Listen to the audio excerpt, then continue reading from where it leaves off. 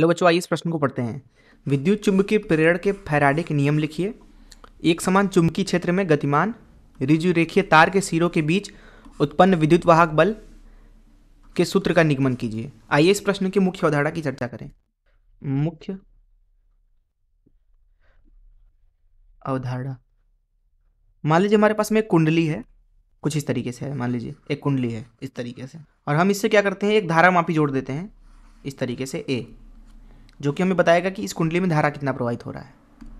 इसको हमने किसी भी बैटरी से नहीं जोड़ रखा। मान लीजिए हमारे पास में एक छड़ चुंबक है इस तरीके से, इधर मान लीजिए एन है, इधर एस है।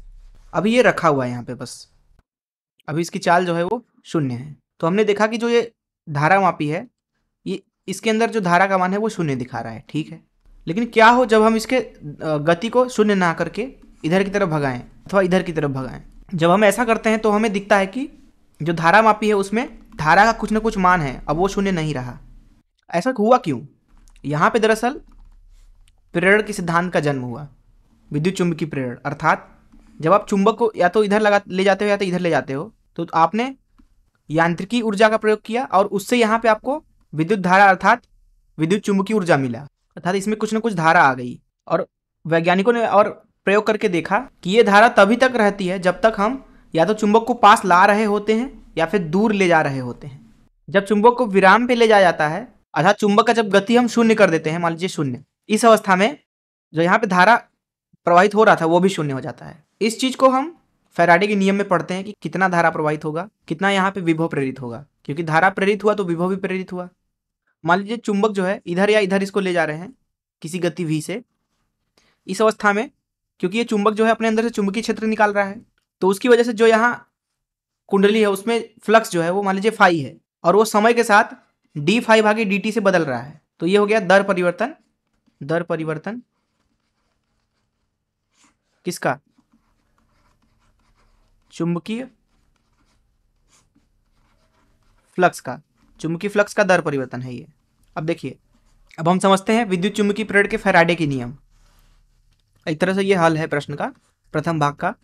तो फैराडे का जो प्रथम नियम कहता है वो हमसे कहता है कि अगर एक कुंडली अथवा लूप को बदलते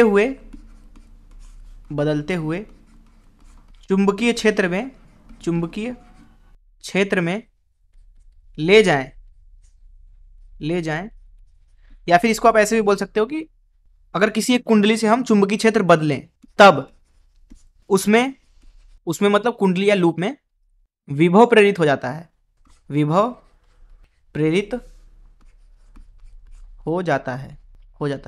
और ये जो विभव प्रेरित हुआ ये तभी तक रहता है जब तक हम परिवर्तन करते रहते हैं चुंबकीय फ्लक्स में अथवा चुंबकीय क्षेत्र में। और अगर जो यहाँ पे लूप है या कुंडली है वो एक चालक है, तब उसमें धारा भी प्रेरित हो जाती है,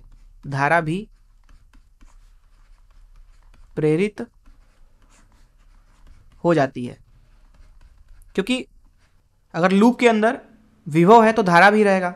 ये पहला नियम कहता है। दूसरा नियम हमसे कहता है कि कितना विभव प्रेरित होता है। उन्होंने कहा कि जो प्रेरित विभव है E, वो अनुक्रमानुपाती है फ्लक्स के परिवर्तन की दर के सीधे, और इससे उन्होंने पाया E बराबर डी फाई भागे डी टी। बाद में यहाँ ऋण चिन्ह लगा दिया गया। ये ऋण चिन्ह बताता है कि दिशा क्या होगी प्रेरण की। लेंज के नियम से आया है ये ऋण चिन्ह। तो ये हो गया फैराडे के 2 नियम, और ये हो गया प्रश्न के प्रथम भाग का उत्तर। दूसरे भाग पे चलते हैं। दूसरे भाग में हमसे बोला जा रहा है कि ऋजुरेखीय तार के सिरों के बीच में उत्पन्न विद्युत वाहक बल का सूत्र का निगमन करना है हमें, जो कि एक समान चुंबकीय क्षेत्र में गतिमान है। मान लीजिए एक जगह पे इस तरीके से चुंबकीय क्षेत्र है, कुछ इस तरीके से ये चुंबकीय क्षेत्र एक समान चुंबकीय क्षेत्र है। मान लीजिए 20 सदिश चुंबकीय क्षेत्र का परिमाण जो है वो B बोल देते हैं। और यहाँ पे मान लीजिए हमारे पास में एक इस तरीके का छड़ है, ऋजुरेखीय तार, जिसकी लंबाई जो है वो L है। लंबाई सदिश जो L है उसका परिमाण यहाँ पे L लिख देते हैं। L सदिश का दिशा कुछ किधर भी ले सकते हैं, मान लेते हैं इधर है। मान लेते हैं कि जो ये ऋजुरेखीय तार है वो v गति से इधर की तरफ जा रहा है, तो जहाँ वेग है उसका परिमाण है v। ये v वेग है। ध्यान से देखें अगर यहाँ पे, तो इस तार के अंदर बहुत सारे छोटे छोटे इलेक्ट्रॉन होंगे इस तरीके से, बहुत सारे छोटे छोटे इलेक्ट्रॉन। मान लीजिए b और v के बीच में कोण थीटा है v के लिए। अब मान लीजिए हमारे पास में इलेक्ट्रॉन है e, ये v गति से जा रहा है आगे एक चुंबकीय क्षेत्र b सदिश में। तो इसके ऊपर जो चुंबकीय बल लगता है, जिसको Fb बोल देते हैं, वो होता है ऋण e v सदिश क्रॉस b सदिश, अर्थात चुंबकीय क्षेत्र और गति का सदिश गुणन। तो इस सूत्र का यहाँ पे इस्तेमाल करेंगे हम। एक और सूत्र देख लीजिए, कहीं पे अगर विद्युत क्षेत्र है इस तरीके से E, तो जब आप d दूरी चलते हैं इसमें, ये मान लीजिए यहाँ से यहाँ तक की दूरी जो है d है, विद्युत क्षेत्र जो है नियत है d दूरी के दौरान, तो इसके परिताकर विभवांतर है डेल्टा v। तो डेल्टा v का मान लिखा जाएगा E गुणे d। ये दूसरा सूत्र है। और एक और सूत्र का इस्तेमाल करेंगे, एक क्यों आवेश E वैद्युत क्षेत्र में है, तो उसके ऊपर लगने वाला बल जो होगा वैद्युत क्षेत्र के कारण, उसका मान होगा क्यू ई के बराबर। अब देखिए यहाँ पे होगा ये कि जब आप इस ऋजुरेखित तार को इसमें गति कराओगे तो उसके साथ साथ इलेक्ट्रॉन भी गति करेंगे और उनके ऊपर चुंबकीय क्षेत्र बल लगाने लगेगा v क्रॉस b। एक समय ऐसा आता है जब इलेक्ट्रॉन जो है किसी एक किनारे पे इकट्ठा हो जाते हैं इस तरीके से, एक तरफ धन आवेशित हो जाता है एक सिरा।